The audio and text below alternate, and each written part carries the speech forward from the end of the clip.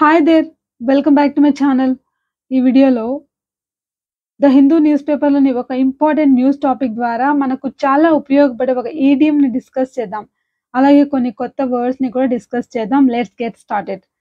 So, ఇక్కడ headline Modi, Mamata lock horns again during campaign. Modi అంటే మన నరేంద్ర మోడీ గారు మరియు మమతా బెనర్జీ గారు లాక్ హార్న్స్. లాక్ హార్న్స్ అంటే ఏంటి? అనేది మనకిక్కడ మెయిన్ ఇంపార్టెంట్ అన్నమాట. So, they lock horns again మళ్ళీ డ్యూరింగ్ ఈ సందర్భంగా ఏ సందర్భంగా ఎన్నికల ప్రచారం సందర్భంగా మళ్ళీ దే లాక్ హార్న్స్. చూడండి లాక్ హార్న్స్ అంటే ఏంటంటే ఇప్పుడు చూస్తుంటాం కదా! ఇవి పశువులు ఏవైతే ఉంటాయో అంటే జంతువులు వాటికి కోపం వచ్చినప్పుడు ఒక్కదానికొకటి కొమ్ములని ఇలా అనుకుంటూ ముడేసుకొని తలపడుతూ ఉంటాయి కదా! ఎటువంటి సందర్భంలో గొడవ పడేటప్పుడు. అంటే దీని మీనింగ్ ఏంటి? తలపడడం, గొడవ పడడం, వాగ్వివాదానికి దిగడం, సంఘర్షణకు దిగడం అని.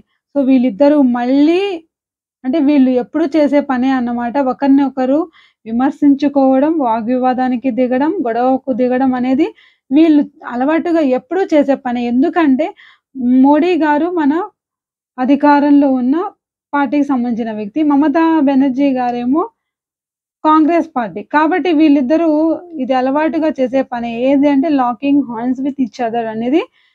అంటే ఇక్కడ లాక్ హార్న్స్ అంటే మీనింగ్ ఏంటి? ఈ ఈడియం యొక్క మీనింగ్ ఏంటంటే to fight, to begin to fight or to argue అని. ఓకే. సో, ఇప్పుడు ఈ మీనింగ్ నేను మీకు చెప్పాను కాబట్టి మీకు అర్థమవుతుంది. కానీ దీన్ని నేను చెప్పాల్సిన అవసరం లేదు.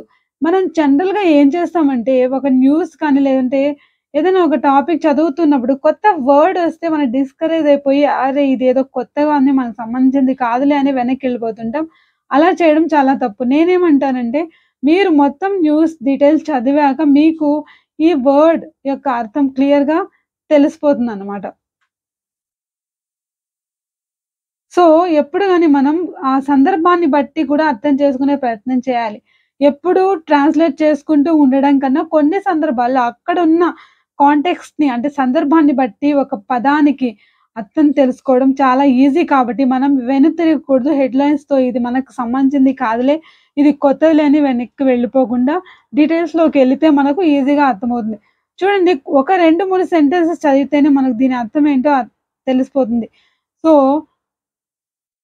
ఫస్ట్‌లీ అంటే దానికంటే ముందు కొన్ని ఎగ్జాంపుల్స్ చూద్దాం. లాక్ హార్న్స్ అన్న ఆహ్, ఇడియమ్‌ని మనం రియల్ లైఫ్‌లో ఎలా ఉపయోగించొచ్చో. So, my parents locked horns over buying a new pet. మా పేరెంట్స్ ఒక కొత్త పెట్‌ని కొనడం విషయం అంటే over they locked horns over అని చెప్పి ఏ విషయంగా అని చెప్పేటప్పుడు ఓవర్ అని చెప్పి ఫలానా విషయంగా అని చెప్పాలి. Over what? Over buying a new pet, over buying a new car ఇలా. సో, ఆ విషయాన్ని మనం ఓవర్ అని చెప్పి చెప్పాలి. ఫలానా విషయంగా వీళ్ళు గొడవ పడ్డారు అని.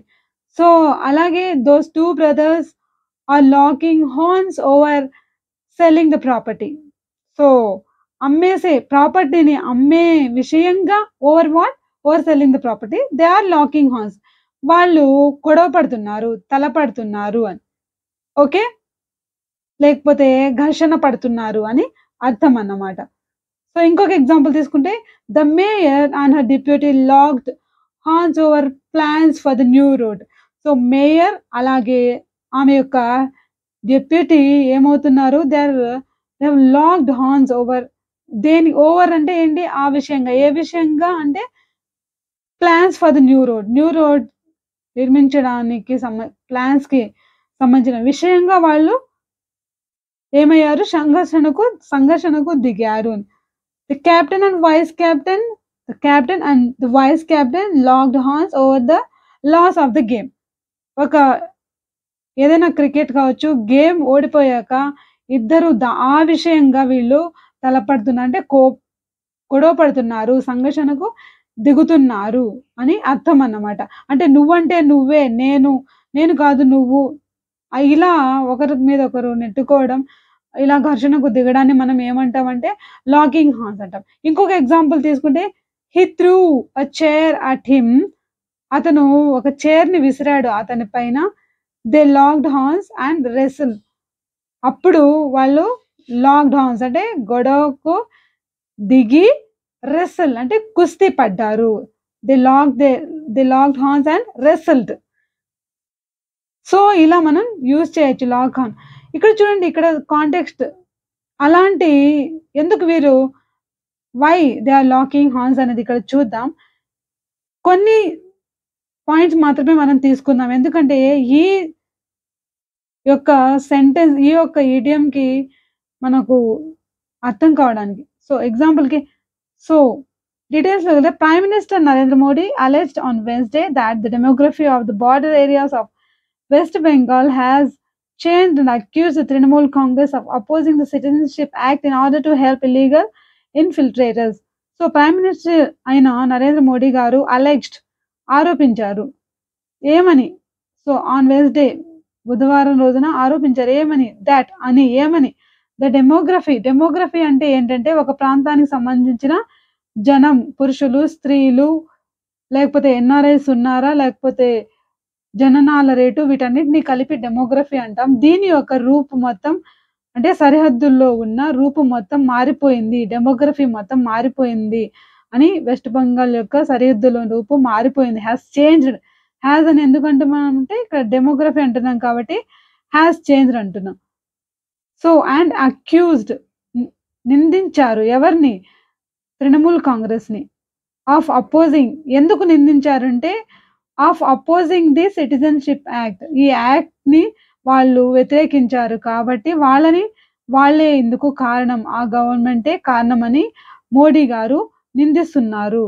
సో ఎందుకు వాళ్ళు ఈ యాక్ట్ ని నిరాకరిస్తున్నారు అని ఈయన ఆరోపిస్తున్నారంటే ఇన్ ఆర్డర్ టు హెల్ప్ చేయడానికి, ఇన్ ఆర్డర్ టు హెల్ప్ అంటే హెల్ప్ చేయడానికి అని, ఎవరికి, ఇల్లీగల్ ఇన్ఫిల్ట్రేటర్స్, అక్రమంగా దేశంలోకి వచ్చిన చొరబాటుదారులకు హెల్ప్ చేయడానికి వీళ్ళు ఈ యాక్ట్ ని వద్దంటున్నారని మోడీ గారు ఆరోపిస్తున్నారు. ఇంకా ఈయన ఏమని ఆరోపించారు అంటే the prime minister also highlighted the poor condition of embankments in riverine areas and said despite funds being released the Trinamool government has not addressed the issue. So ఈయన ఇంకా ఏమంటున్నారు, ప్రైమ్ మినిస్టర్ గారు ఆల్సో హైలైట్ చేస్తున్నారు ఏం అంటే the poor condition అంటే హీనమైన conditions, ఎక్కడ ఎంబాంక్మెంట్స్ అంటే ఏంటంటే చూడండి, ఎంబాంక్మెంట్స్ అంటే ఏంటంటే నది, ఇక్కడ చూడండి రివరైన్ ఏరియాస్ అంటే నదీ ప్రవాహక ప్రాంతాల్లోని ఎంబాంక్మెంట్స్ కండిషన్స్. ఈ ఎంబాంక్మెంట్ అంటే ఏంటంటే ఓడల్లో ఎక్కడం, దిగడం, ప్రయాణించడం, దానికి సంబంధించిన విషయాలను చెప్పడానికి వర్డ్ ని యూజ్ చేస్తున్నారు.